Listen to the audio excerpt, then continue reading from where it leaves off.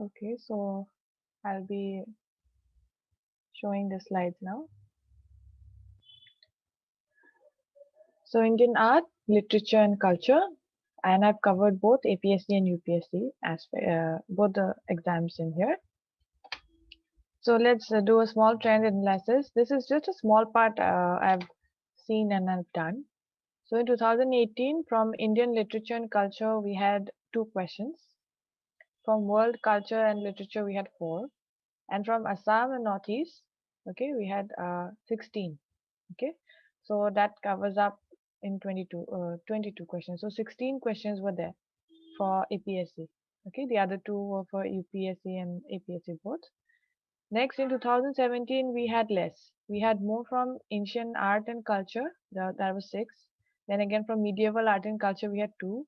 Then from Assam or the Northeast, we had literature and culture, that was three, which sums up to 11. As of now, for UPSC, we just had four questions containing both ancient art and culture and medieval. So we have just four. There's no trend analysis for 2020 yes, as of now. But yes, so if this is the pattern that's been following, so we cannot leave or skip this section out, and it's very much important. So do have a look through it, and through our classes, you'll be able to get more highlights, and you'll be more, aware of all the topics because it also covers a lot of current affairs in this section.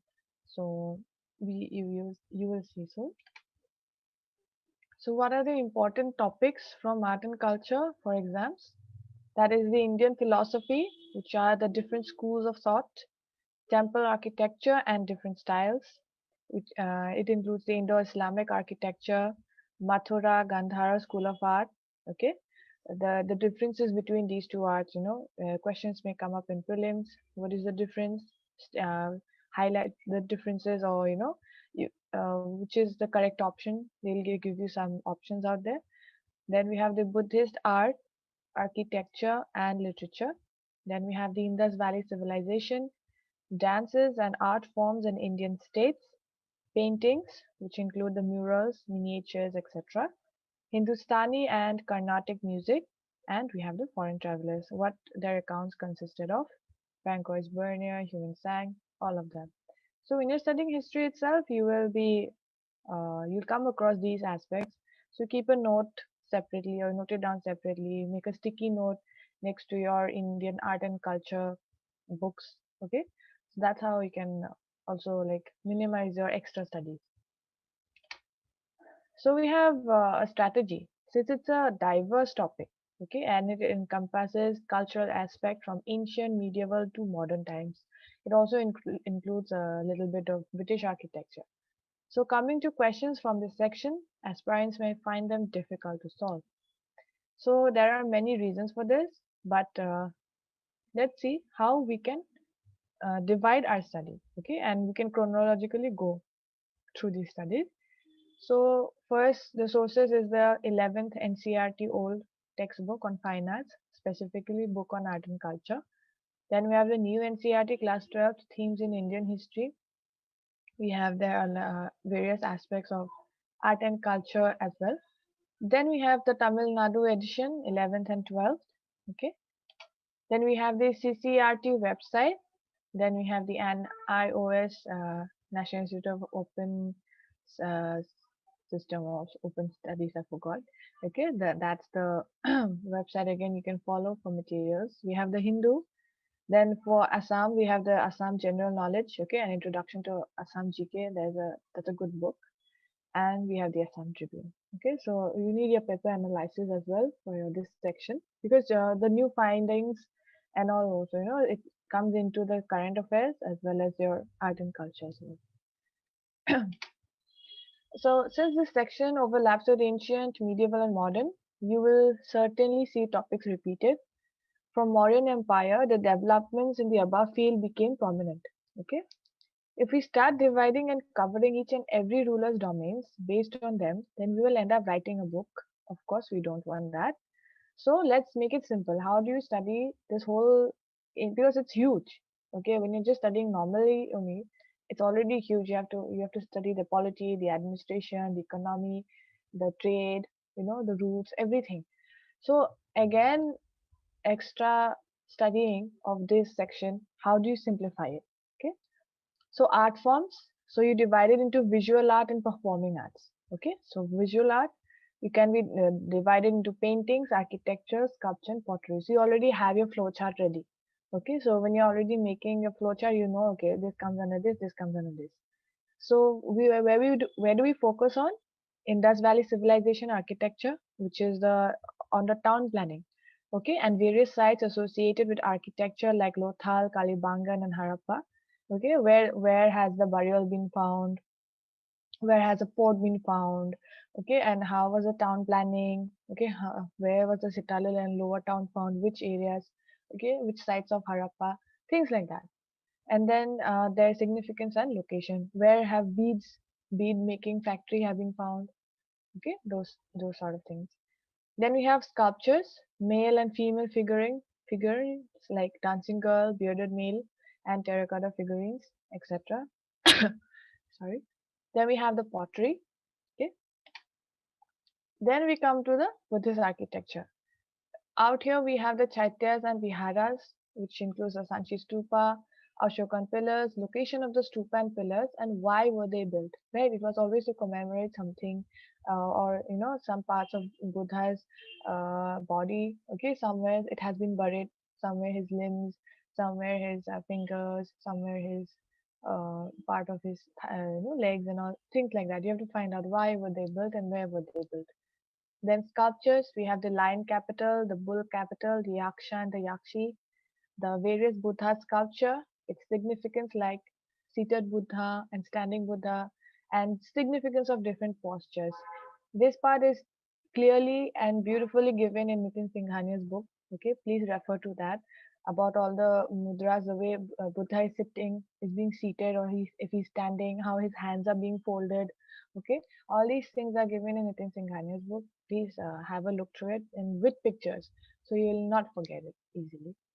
Okay, so we have one example here. Lord Buddha's image is sometimes shown with a hand gesture called Bhumi Sparsha Mudra. Okay, so Bhumi Sparsha, Bhumi, okay, land, Mati. Okay, so what is this mudra? What does it symbolize? Buddha's calling of the earth to watch over Mara and to prevent Mara from disturbing his meditation. Buddha's calling of the earth to witness his purity and chastity despite the temptations of Mara. Buddha's reminder to his followers that they will arise from the earth and finally dissolve into the earth. And both the statements A and B are correct. Okay, so the solution is B. Okay, so you'll have to know what this mudra signifies. That's why I said please refer to that book, Nitin Singhania's book. It's written there beautifully what it signifies, the significance of the mudras and all. So you see the questions usually keep coming in this way. Then we have another example. This is of 2013. Some Buddhist rock-cut caves are called chaityas, while the others are called viharas. What is the difference between the two? So vihara is a place of worship, while chaitya is a dwelling place. Chaitya is a place of worship, while vihara is the dwelling place. Okay, you know, even if you forget what it means, all these Bollywood serials, cinemas, serials, in fact, all the dramas our parents are watching, okay, in the television as well.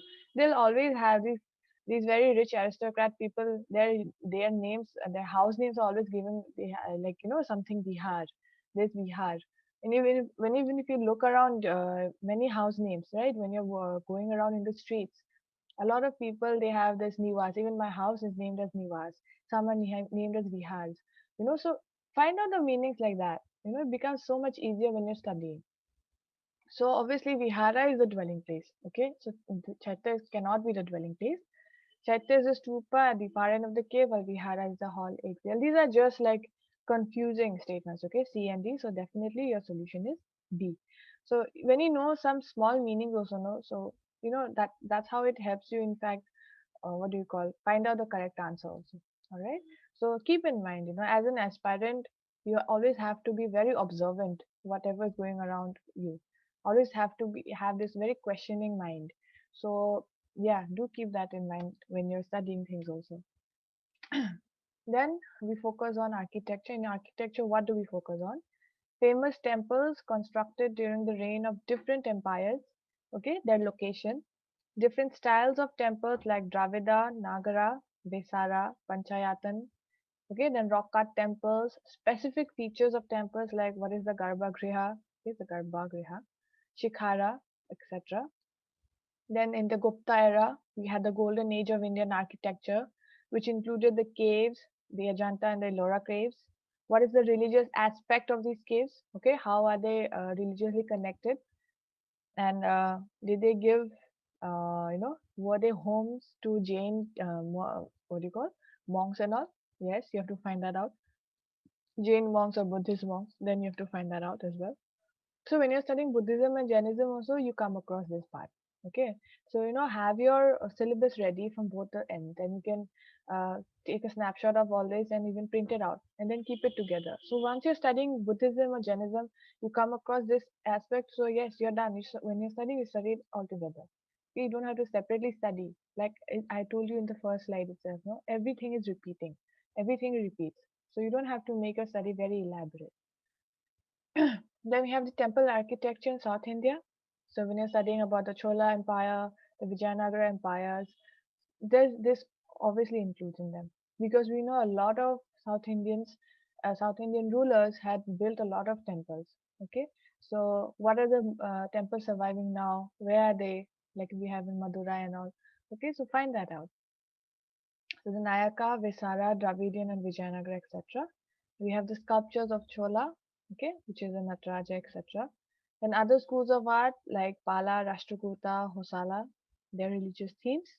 Then we have the Indo-Islamic architecture, decoration, dome, difference between Indo-Islamic and ancient architecture.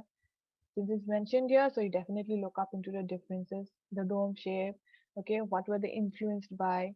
Gardens, Mughal gardens, a lot of questions come from Mughal gardens.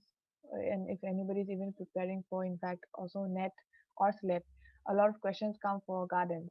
So look up into this Mughal architecture part, okay? So that's how you get done this part with. So here's an example.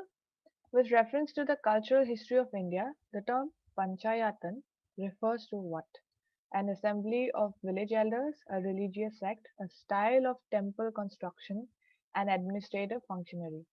So see, the word Panchayatan looks very, sounds very similar to Panchayat, right? And we will definitely make this mistake of picking the first answer as the correct option. But see, there's a difference. Panchayat and Panchayatan. So Panchayatan is a structure in which you have like five, you can say, not curves, but when you look into the temple from above, okay, when you see the structure from above the temple, you'll see five towards the right, five towards the left. You can check it out in Google, okay, what does the Panchayatan refer to? So you can check how the structure of that temple looks like. Okay. Then in India or in Assam, how many temples are like Panchayatan style?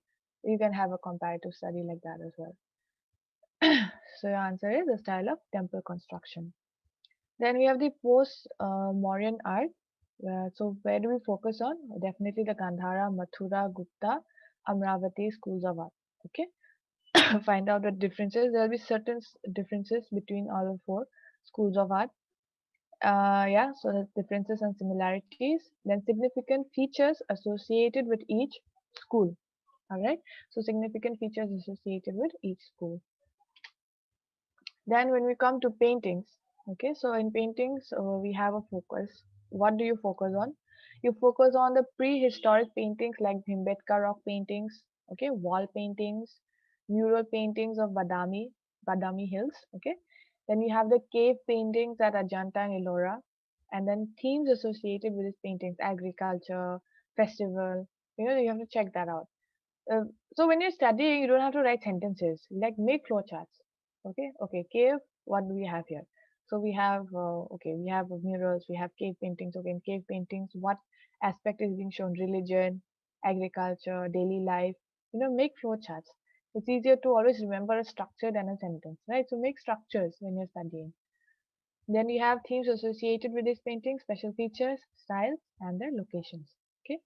Then we have miniature paintings. So you focus here only mainly on Pala school of painting, Western Indian paintings, which includes the Rajasthan, Gujarat, and Malwa.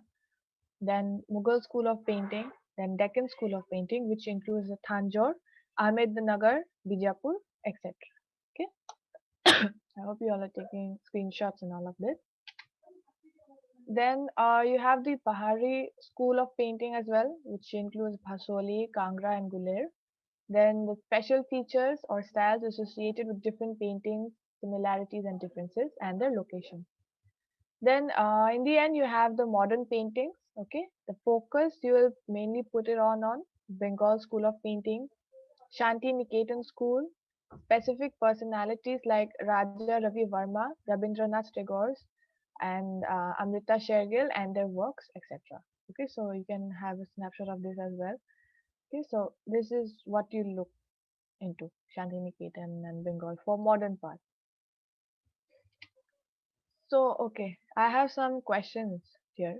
Okay, so see, I have 10 questions from this part from Indian art and culture. Try to solve them. The answer is B. Okay, so 2 is correct, definitely. Drupad is primarily a devotional and spiritual music. Okay, but it uses Sanskrit syllables from mantras. Okay, it did not originate in the Rajput and the Mughal period. So your answer is B. Okay. Okay, next question. Hmm, I'll make it big for you all to see.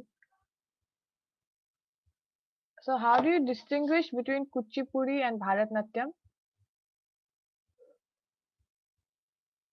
Uh, how do you distinguish between Kuchipudi and Bharatnatyam? The answer is occasionally speaking dialogue is found in Kuchipudi but not in Bharatnatyam. Dancing on the brass plate by keeping the feet on its edges is a feature of Bharatanatyam, but Kuchipudi dance does not have such a form of movement. So, which is correct and which is not? Okay, your answer is A. Only one is correct. Okay, so the answer is occasionally speaking dialogues is found in Kuchipudi dance, but not in Bharatanatyam. Okay, that's your answer. Okay, next. In the context of cultural history of India, a pose in dance and dramatics called Tribhanga has been a favorite of Indian artists from ancient times till today. Which one of the following statements best describes this pose? One leg is bent and the body is slightly but oppositely curved at waist and neck. Facial expressions, hand gestures, and makeup are combined to symbolize certain epic or historic characters. Movements of body, face, and hands are used to express oneself or to tell a story. A little smile, slightly curved waist, and certain hand gestures are emphasized to express the feelings of love or eroticism. See, the answer is somewhere in the question only. The question says it's a pose in dance. Okay, so which things can you uh, eliminate when you're getting confused? No, read the question once again. See your answers here. A pose. So movement of I mean facial expression, hand gestures does not, facial expression usually does not come, right? So you can eliminate B. Okay, then again if facial expressions doesn't come, a little smile does not matter, so you eliminate D. Okay, the answer is A. Okay, so one leg is bent and the body slightly but oppositely curved at the waist and neck, so that is right. So it's A. Okay, very good. So yeah, you have to read to know this. Next, consider the following historical places: Ajanta Caves, Lipakshi Temple, Sanchi Stupa. Which one? And then you have to know about the, uh, you know, what is mural painting, where has it been found. That's why I told you, location is very important. Still, you all can while guess it, check out which is known for mural paintings. I think all of you know at least one of them out of here is known. What's the Ajanta caves? Is it known for mural paintings? I don't think so. We have ever studied anything like that about Ajanta caves, right? I don't think the Ajanta caves contain mural paintings. So it's either both 2 and 3 or either one of them. Okay, so definitely uh, or 1. Okay, Ajanta caves. Okay, mural paintings. Yeah, I think Ajanta caves is also an option in that case. Okay, Sanchi Stupa. I don't know if a stupa can have a mural painting though. Okay, 1 and 2 only. So Ajanta and Lipakshi temple. They have mural paintings, not Sanchi Stupa. 5. With reference to the history of philosophical thought in India, consider the following statements regarding Sankhya school. Again, you have to know the schools, the different schools. Okay, this is something relating to philosophy. Yeah. So Sankhya does not accept the theory of rebirth or transmigration of soul. Sankhya holds that it is the self knowledge that leads to liberation and not any exterior influence or agent. It's B. Then we have okay this. Okay, I'll make it big. With reference to the Indian history of art and culture, consider the following pairs. A grand image of Buddha's Mahaparinirvana with numerous celestial musicians above. Is it in Ajanta? A huge image of Varaha Avatar, which is the bow incarnation of Vishnu, as he rescues. Okay, so that's in Mount Abu. And Arjuna's penance or descent of Ganga sculpted on the surface of huge boulders, Mamalapuram, which is correctly paired. It's C. 3 is definitely correct. It's in Mahabalipuram or Mamalapuram. Okay, and 1. Okay, next we have this. I think you all should know. With reference to the famous Satriya dance, consider the following statements. Satriya is a combination of music, dance, and drama. It is a centuries-old living tradition of Vaishnavites of Assam. It is based on classical ragas and talas of devotional songs compiled by Tulsidas, Kabir, and Mirabai. It's D. Okay, it's also based on classical ragas and talas. Okay, of devotional songs. Okay, again, consider the following pairs. Garba, Gujarat, Mohiniyattam, Odisha, Yakshagana, Karnataka. Okay, answer is C. Okay, 1 is correct. Okay, Garba, everybody knows Gujarat. Okay, and 3.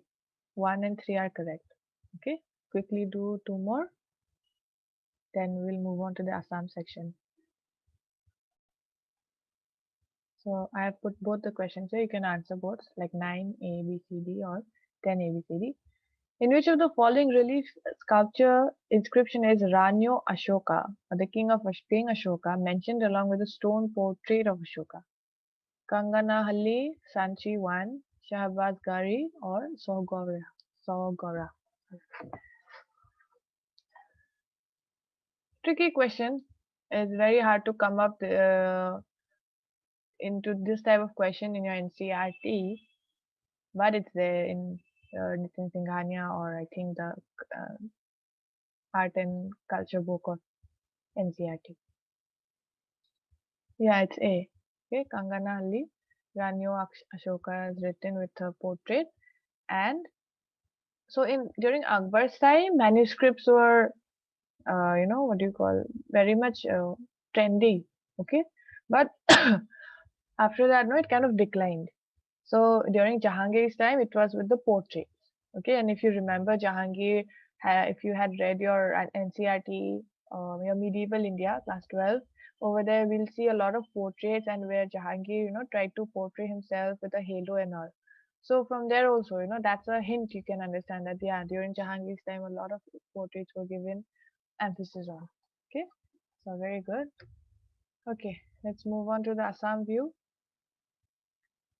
So for APSC, you need to see these sections when it comes to history. I mean the culture and art part.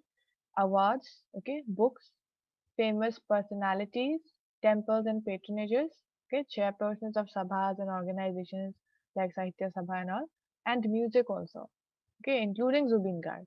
So it's all everyone's favorite. He's everyone's favorite, Zubin Garg and Angorak. Okay, so let's move on.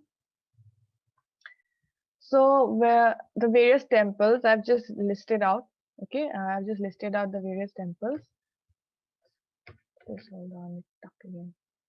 So we have the Navagraha, Ugratara, Sukreshwar.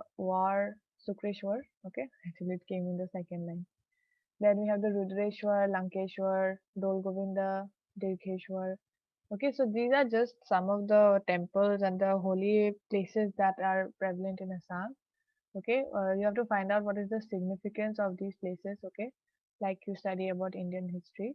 So when it comes to APSC, focus more on the Assam part. Yeah, Assam architecture and temples and all. It's see which are the temples influenced by Gupta, which are the temples influenced by Mughals, I mean, or the Islamic structures, okay, and Ronghor, Karanghor, and all that. Okay, we'll come to that. Oh, yeah, so down here we have written down the palaces and the forts, the Talatal Ghor, which is in Rangpur, the Karanghor, which is in Gorgaon, then the Ronghor in Sivsagar, and the Moidams, okay, the burials in Charaidar. Then we have the roads, and stone bridges. We have the Bor Ali, the Dhodar Ali, the bridge at Namdang, the stone bridge at Dorika River, the Dijoy Khona stone bridge, and the stone bridge at Napuk. Okay, so we have these are some of those roads and stone bridges. Okay, look, see when were they built and established and all that, where what significance these roads have, what it links, okay, which places it links. So because they will just ask you a question that Thodar Ali is connected by this and this, is it correct or not? Okay, like we solve the other questions. So I've just given a small outline of this whole thing. We'll jump straight to the questions. I have put up a combination of various questions. Okay, now it's the whole Assam part, okay, northeastern Assam part. Who was awarded the Sahitya Academy Award in the year 1973? So you'll have to read up all the Academy awardees, okay? Navakanta Barua, Krishnakanta Handik, Saurav Kumar Chaleha, or none of the above. Okay, 1973. And the next question is, which famous writer from Arunachal Pradesh was conferred with the Sahitya Academy Award, the Assamese language category? Mamang Dai, Yese Dorje Thongchi, Lumer Dai, or none of the above. Okay, so this is your Northeast question, this is your Assam question. In the first one, none of the above, okay, and the second one is, yeah, Yese Dorje Thongchi.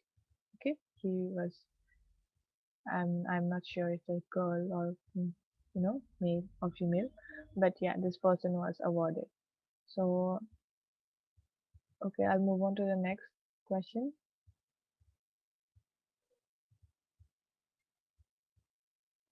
Which of the following books of Srimanta Shankardev was supposedly written in one night? Kirtan Ghokha, Gunamala, Chinnamasta, Parijat Haran.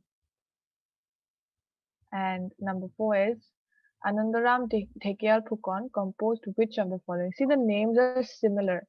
They will certainly give you names in such a way that even if you had studied, suppose you had gone and studied once, and if you don't remember, you're like, okay, ALM or ALB, maybe you studied that way, as a short.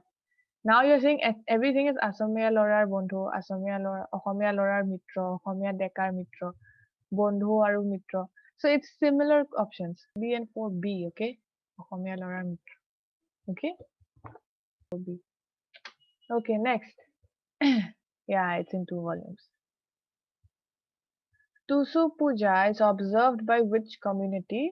Boros, Adivasis, Tea tribes, or Karbis? okay, Tusu Puja. And which Satra is famous for mask making tradition? Bordoa, Borpeta, Homoguri, or Gormut? If it's 5C, yeah, it's correct. So answer is Homoguri. Okay? Okay, those huge mask thing you better know. Okay. Okay. Next. Which of the following is considered as second Kashi in Assam? Okay. And when was the Ban Theatre established? 01, 03, 09, or 06? Yeah, it's Sri Sujya Pahar. Okay, that's known as second Kashi of Assam. 1906. Okay, Ban Theatre was established in 1906. Okay, last two. Who was the first female artist of Assamese film who played the role of Jarmoti? Sneha Bora, Ido Hendik, Kiti Kavi, Bangitikar. And the last is which famous writer wrote Bhogjara? Brajanath Sharma, Phani Sharma, Vishnu Prasad Rabha, Jyoti Prasad Agarwala. That Ido Hondikoi. And 10 is B, Phani Sharma. Okay, Phani Sharma. Yeah. So very good. You all have tested yourself today. You've seen how the question patterns have come up and practice a lot. Okay, practice makes you perfect. That's the famous quote everyone needs to follow. Practice art and culture for both UPSC and APSC. Mains questions come up more than prelims, but even then you cannot ignore. So when you're studying for prelims, you're already studying for mains. So go deep into it, and you saw the strategy being shared. For APSC, like I already said, you have to go through the books I mentioned earlier and Assam Tribune also for GK, because your culture part also comes into the current affairs, right? So thank you.